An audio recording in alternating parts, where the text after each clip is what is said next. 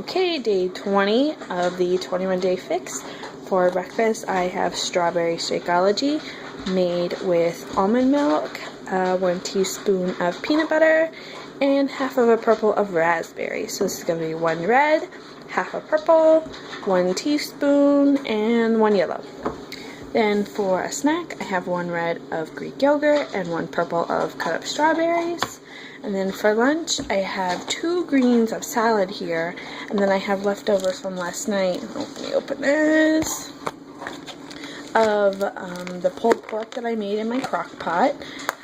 It is made with like some applesauce and some different kind of spices and stuff. It's actually pretty good.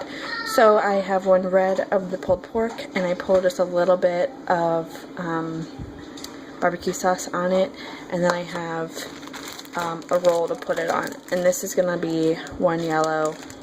So I'm actually gonna go over my yellow today because I'm having pizza for dinner, but that's okay, whatever. So this is gonna be 1 yellow, 1 red, and 2 green. See you at dinner.